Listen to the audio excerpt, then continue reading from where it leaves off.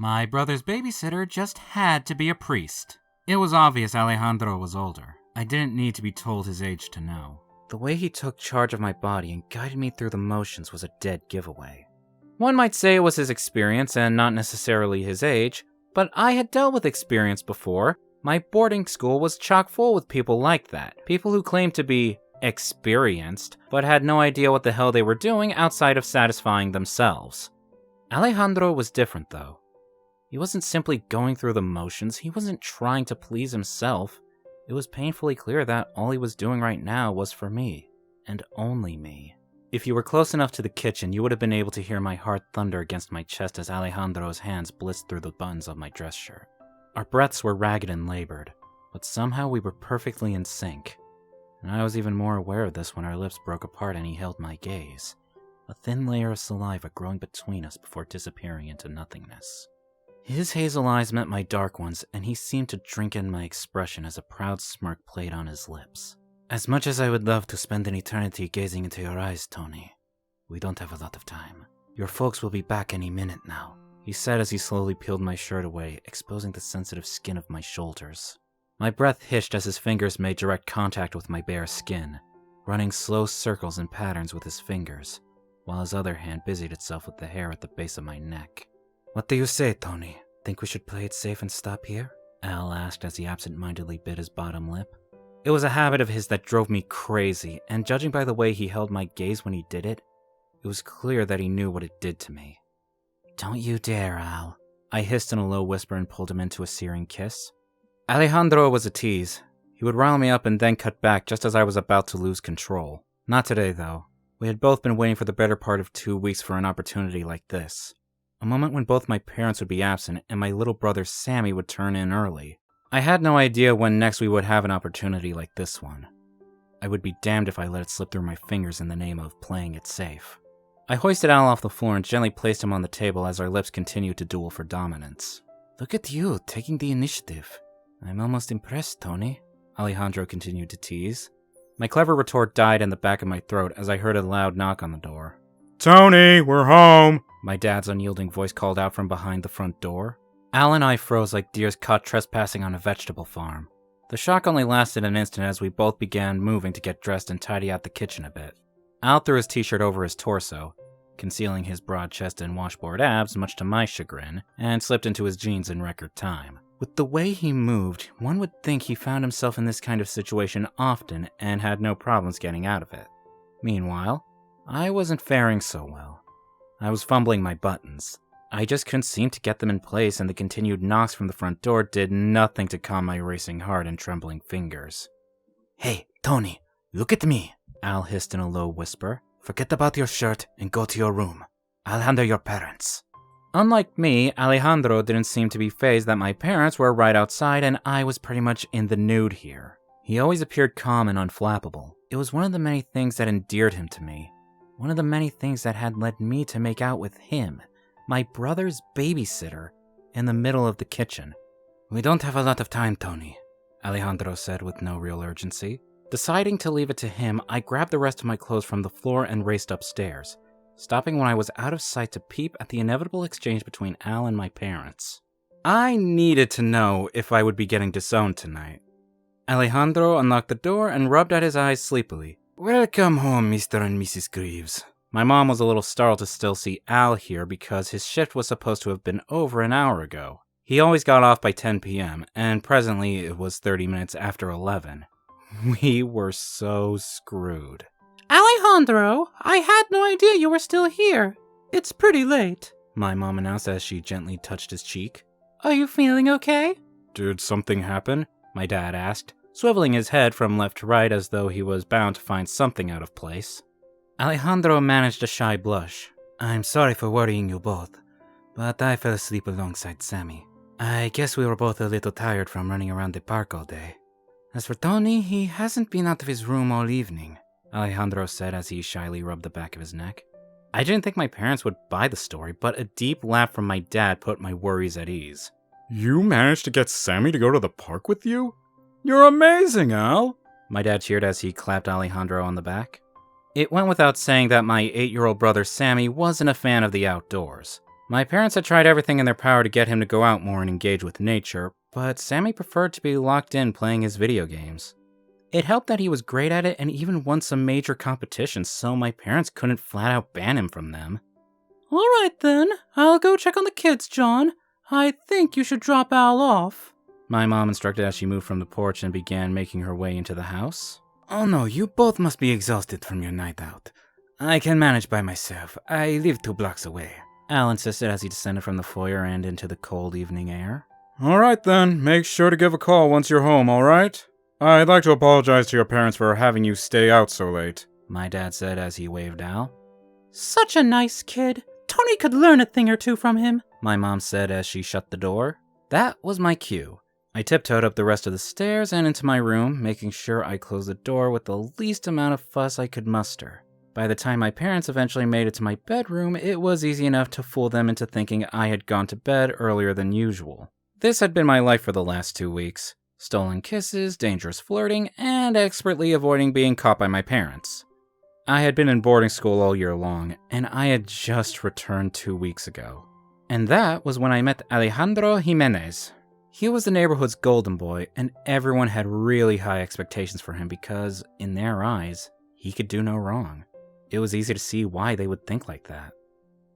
The first time I officially ran into Alejandro, he was just coming out of my bedroom shower, clad in nothing but a loop-sided towel that barely covered his modesty.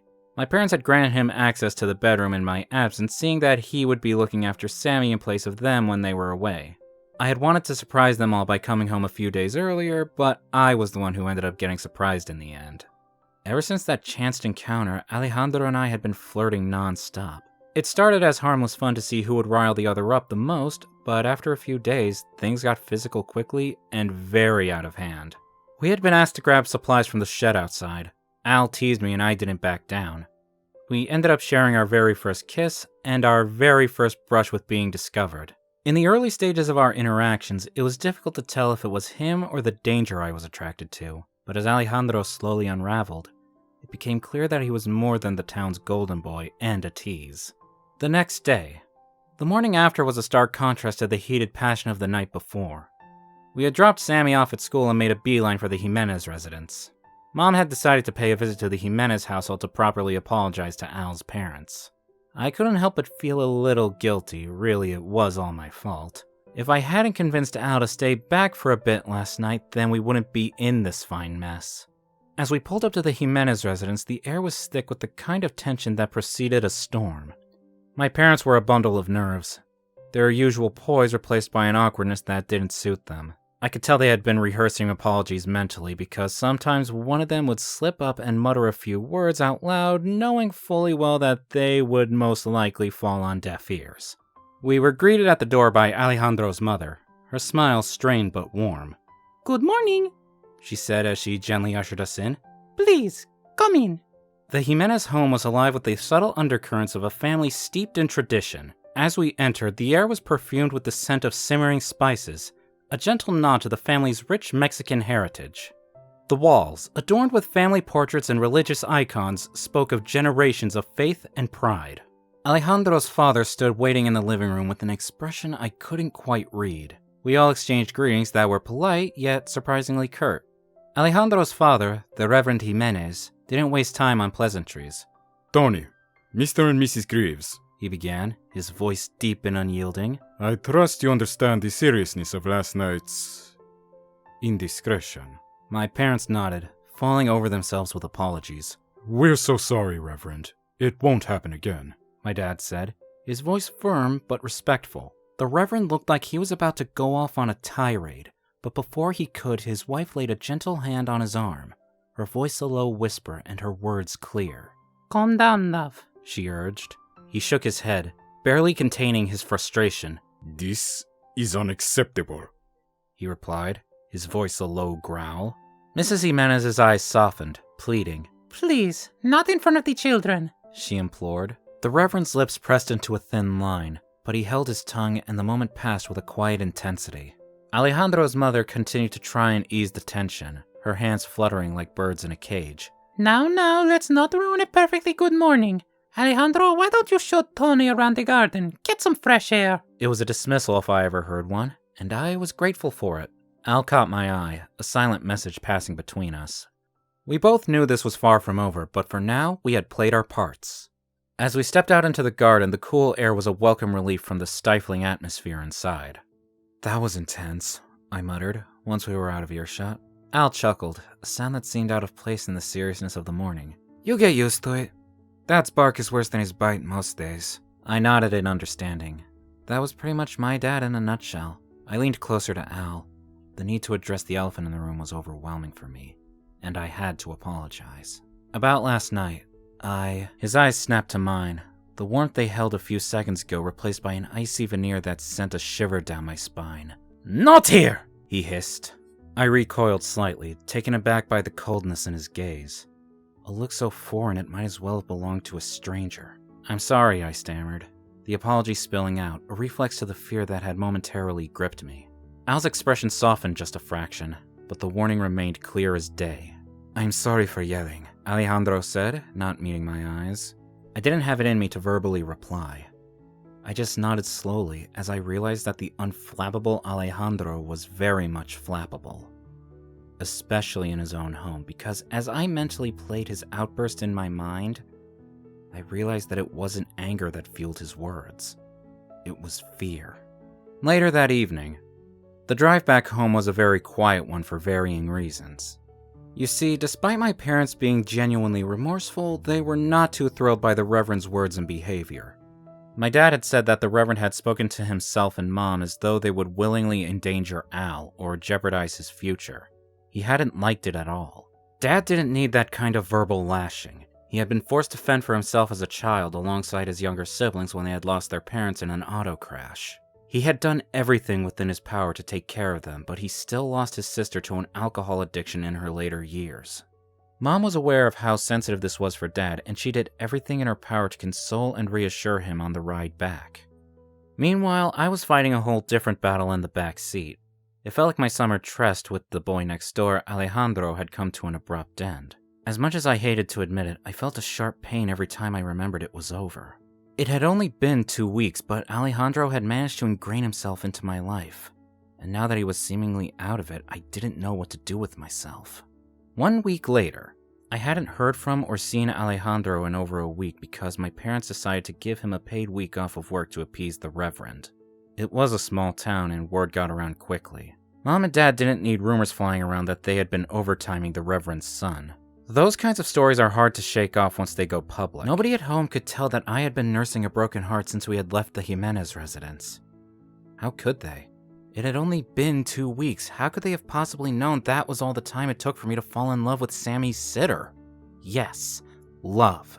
In the last few days, I had some time to think about some things. Mostly about Al and myself.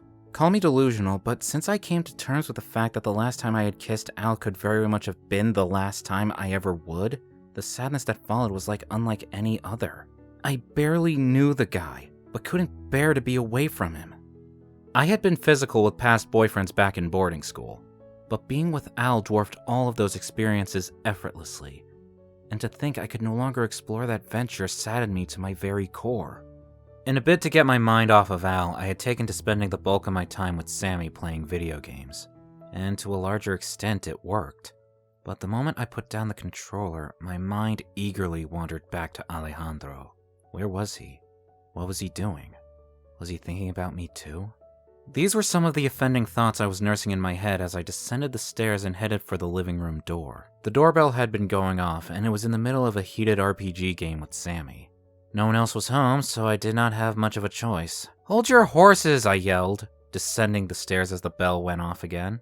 I unlocked the door hastily, but nothing prepared me to come face to face with a smiling Alejandro, his chin-length hair slicked back into a neat bun, and the scar on his right eyebrow visible for all to see. Hey, can I come in? He smiled nervously, his hands buried deep within his jeans pockets. Sure. I stammered a little as I moved out of the way to let him in. I am sorry about the last time we spoke.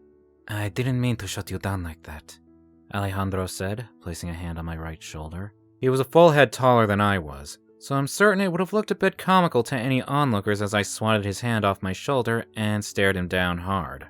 I'm pretty sure you did, Al. I got your message loud and clear. I hissed, not wanting to raise my voice so Sammy didn't overhear anything. Alejandro looked hurt, and I was glad he did. I was glad I was able to cause him a fraction of the pain I had been harboring for an entire week. Al opened his mouth to talk, but I beat him to it, cutting him off before he could get past the first syllable. Look, I get it, Al. I really do. You're a big shot here in town, and could probably bag whoever you want. So treating people like trash probably comes with the territory for you. Wait, what? What are you talking about?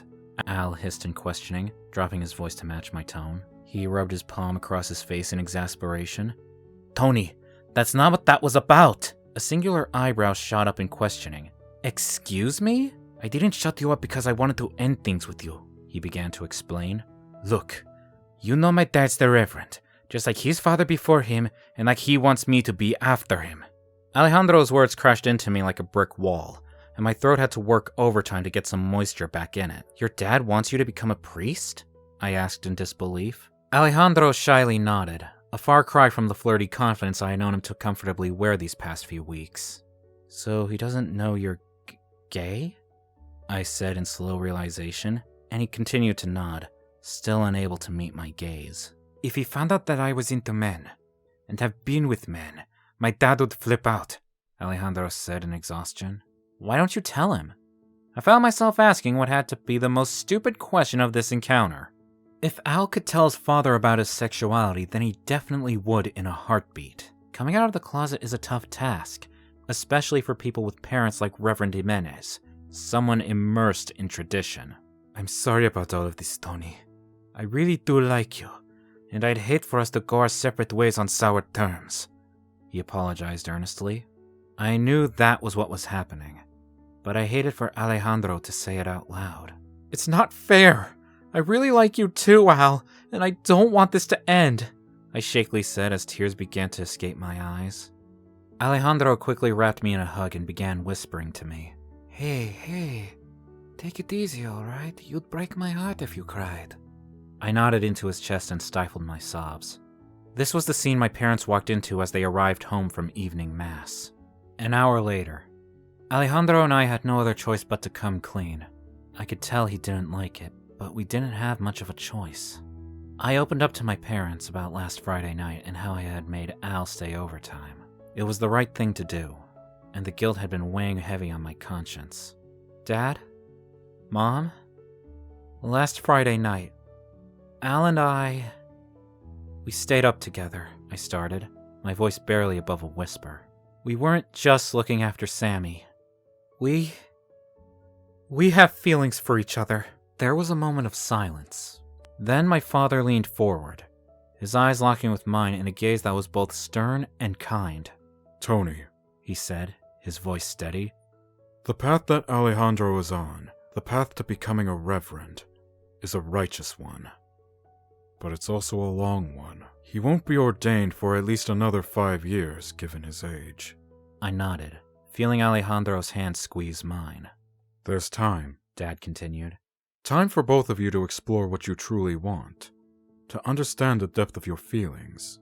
Time for both of you to explore what you truly want, to understand the depth of your feelings, and if those feelings are genuine, they will endure the test of time. Mom chimed in, her tone softer but no less serious. We're not upset about you two caring for each other. We're upset about the sneaking around. Honesty is important, especially in matters of the heart. Alejandro finally spoke, his voice firm. I respect my calling, but I also respect what I feel for Tony. We didn't mean to cause you both any trouble. Dad smiled.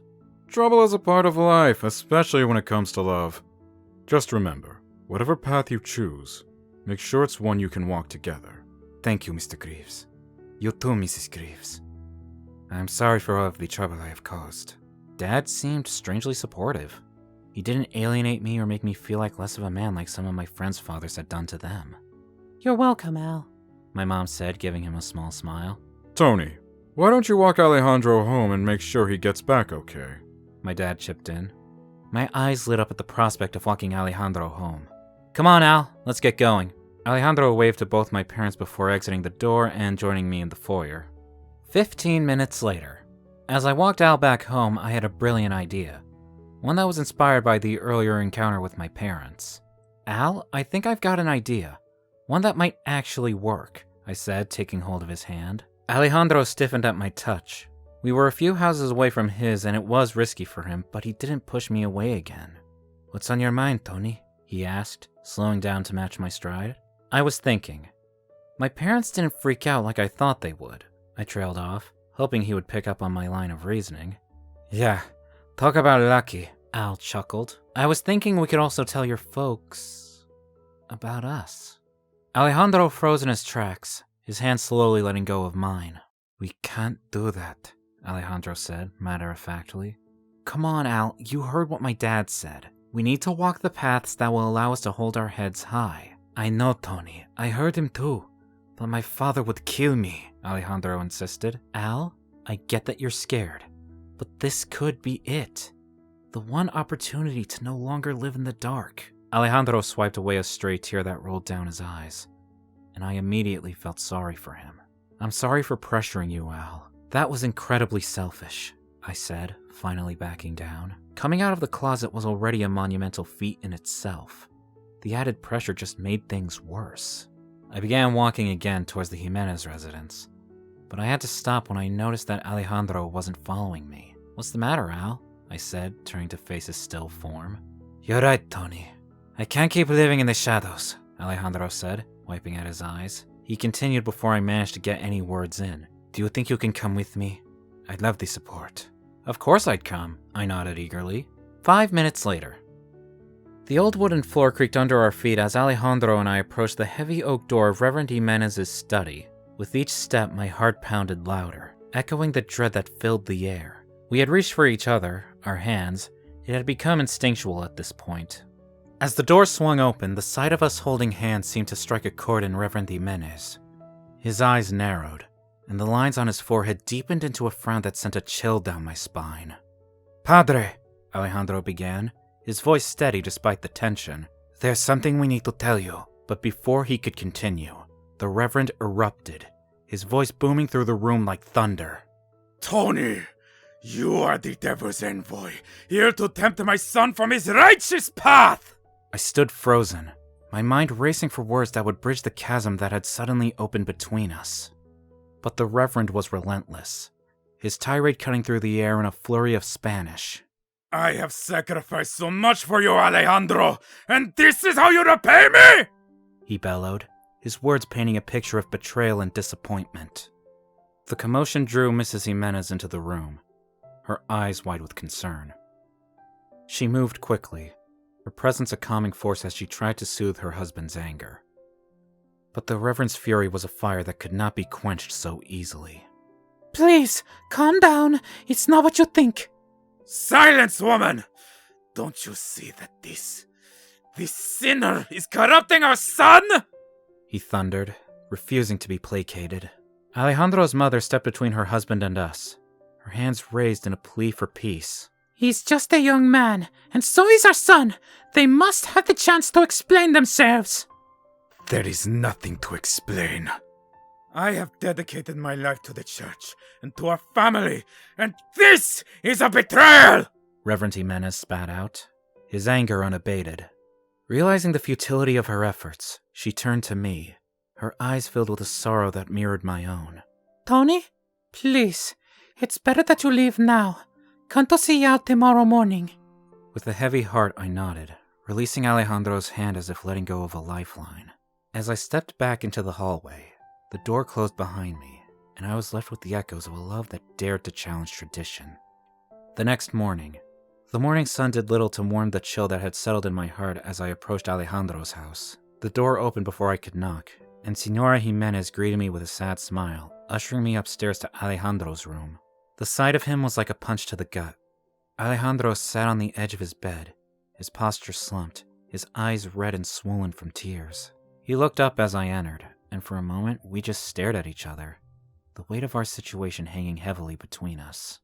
I crossed the room and wrapped my arms around him, feeling his body tremble with suppressed sobs. "I'm here, Al," I whispered, my own voice thick with emotion. He pulled back slightly, his gaze filled with a mix of fear and resignation. Tony, my father. He's sending me away to a boarding school in Mexico after summer, he confessed, his voice barely audible. My heart sank. What? But why? Alejandro's eyes dropped to his hands, which were clasped tightly in his lap. That's not all. He's planning a public baptism for me, to tell everyone about my sins. The room spun around me as I processed his words. He can't do that, Al. It's not right. I know, he said, a tear escaping down his cheek. But he's my father, and he believes it's for my own good. I sat next to him, my mind racing for solutions. We'll figure this out, okay? We'll find a way to stop this. Alejandro leaned into me, his body heavy with defeat. I don't know if we can, Tony. He's determined, and he has the church behind him. Al was cut short as the sound of the Reverend's car pulling into the driveway filled the entire room. He can't see you here, Al said, panicking. Use the bathroom window. You'll end up in the garden out back. I nodded and made a beeline for his bathroom, but I stopped to tell him. We have to stand up to him. He can't get away with this. When is the baptism? In 3 days, Alejandro said, sounding defeated. Hold on tight. I'll figure something out, I promise. 3 days later. I spent the following 3 days trying to find a way to save Alejandro from the impending shame his father was going to place on him. I sought high and low for a solution, but I couldn't find any. I had even asked my parents if they could adopt Al. I know it was silly, but I was desperate. They couldn't. The best my mom could do for me was to speak to Alejandro's mom about other school options within the country. On the morning of the D-Day, it became clear that there was nothing I could do for him. It filled me with sorrow, but the least I could do for him was be there and stand beside him. I was sprinting down the block, my heart pounding in my chest as I realized I had lost track of time. The church's steeple loomed ahead. I could already picture Al standing there, his head bowed under the weight of his father's words. As I burst through the church doors, the Reverend's voice echoed off the walls, recounting the evil his son had supposedly succumbed to. I saw Al, his eyes downcast. It was more than I could bear. Without a second thought, I strode down the aisle. The congregation turned, their eyes wide with surprise and something else. Curiosity, perhaps. Enough, I said, my voice steady despite the anger boiling inside me. Alejandro has done nothing wrong. He is gay, yes, but he is also kind, brave, and true. Qualities that seem to be in short supply around here. I turned to Al, who was kneeling on the altar. Al, listen to me, I began, my voice trembling not with fear, but with passion. Don't let your father guilt-trip you. No one has the right to call another person evil just for loving who they love. Alejandro's eyes were locked on mine. People fear what they don't understand, and they label it as evil because it's easier than facing their own prejudices, I said, my voice growing stronger. But we're not evil, Al. We're as human as anyone else. We laugh, we cry, we dream, and yes, we love. And there's nothing more human than love. A tear rolled down Alejandro's cheek, and I reached out to wipe it away. Being gay doesn't make us monsters. It makes us brave. Brave enough to stand up and say, this is who I am, even when the world tries to tell us we're wrong. The Reverend stared at me, his mouth agape as I continued. A community that cannot love its members for who they are is not a community at all. It's a sham. I helped Al to his feet and took his hands in mine. My name is Tony Greaves. I am gay, and I stand with Alejandro. The silence that followed was deafening. Then, like the first drops before a storm, applause began. Soft and tentative at first, then growing louder and more confident. One by one, others stood, declaring their names and their support for us. I'm Sarah Bennett, and I stand with Alejandro and Tony, said a middle-aged woman from the third row, her voice steady and clear. I'm Michael Thompson, and I stand with Alejandro and Tony, echoed a young man, his hand firmly clasped with his partner's. From the choir left, a voice rang out. I'm Clara Hughes, and I stand with Alejandro and Tony. The choir members around her nodded, some standing to join her declaration. A family of 4 stood up, the parents guiding their children to rise. We're the Parkers, and we stand with Alejandro and Tony, they said in unison, their solidarity unmistakable. The congregation's cheer peaked, and we could barely hear anything else. The Reverend turned on his heels and descended the altar. He continued his powerful stride until he exited the church's double doors. 2 days later, Alejandro and I walked hand in hand, an act so simple yet so defiant, as we greeted the townsfolk. Some offered smiles, others averted their eyes, but none of that mattered. Today was our day. Our first official date. We stopped at the local ice cream parlor, a quaint little shop that had seen generations of lovers share sweet moments just like ours. As we sat on the bench outside, licking our cones, Al turned to me, his eyes soft with gratitude. Tony, I can't thank you enough for standing up for me. For us. I chuckled, shaking my head. It was the least I could do, Al. You would have done the same for me. He nodded, and then his expression turned thoughtful. My father has been strangely quiet about everything. I stood my ground, and told him I won't be going to Mexico. My eyes lit up at his words. Really? But what about your priest training? Al's gaze met mine. I'll honor my family's legacy when the time comes.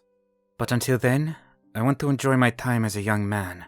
And, he hesitated, a playful glint in his eye, I was thinking of transferring to your school for the new session. I stared at him in disbelief, my heart leaping. Without a word, I pulled him into a hug, the kind that said everything we couldn't put into words. Around us, life continued, but at that moment, it felt like we were the only two people in the world. Conclusion. Alejandro and I spent an epic summer vacation together, exploring each other and our feelings without fear or scrutiny. Our brave actions paved the way for other gay young men in Cedar Cove to come out of the closet and embrace their sexualities. Al eventually transferred to my school. He was my senior by a year, but it didn't stop us from living out our happily ever after together. The end. Do you think you could stand up to a religious figure like Tony did? Thanks for watching. Consider subscribing to become a part of our Rainbow Force and to stay wholesome.